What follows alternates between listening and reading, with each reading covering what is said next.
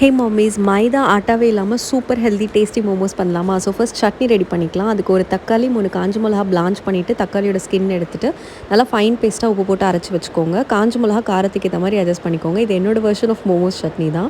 அடுத்து filling ready பண்ணணும். So அதுக்கு நான் வந்துட்டு ஒரு பன்னீர் கிரேட் பண்ணி வச்சுருக்கேன். அண்ட் பன்னீர் கூட வெஜிடபிள்ஸ் ஆஃப் யுவர் சாய்ஸ். இதே நீங்கள் நான் வெஜிடேரியனாக இருந்தால் சிக்கன் எக் கூட ஆட் பண்ணிக்கலாம்.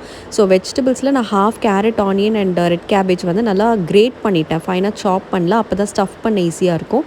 அண்ட் கொஞ்சமாக புதினா, ஒரு பச்சை மிளகா மட்டும் நான் சாப் பண்ணியிருக்கேன். இது கூட கார்லிக்ஸ் இருந்தால் ஆட் பண்ணிக்கோங்க, க்ளோவ்ஸ்.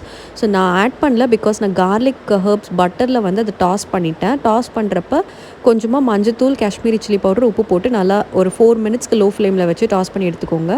இதை நீங்கள் அப்படியும் யூஸ் பண்ணிக்கலாம், ஆப்ஷனல் தான். பட் கொஞ்சம் இந்த மாதிரி ஃப்ரை பண்ணிட்டிங்கன்னா மிச்சம் ஆகிடுச்சுன்னா தோசை, சப்பாத்திக்கு நீங்கள் சைடிஷாகவும் யூஸ் பண்ணிக்கலாம்.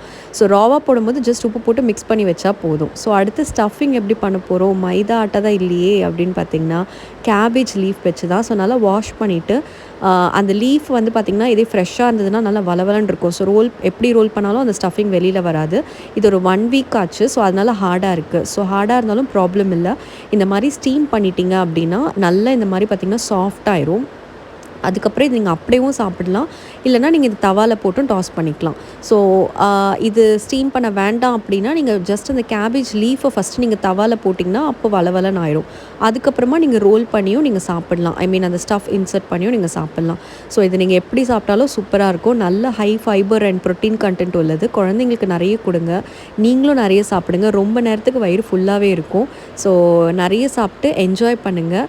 இது ஃபஸ்ட்டு 2ம் பார்த்திங்கன்னா ஸ்டீம் பண்ணி டாஸ் பண்ணது. அண்ட் மேலே இருக்கிறது வந்து அப்படியே ராவாக பண்ணது.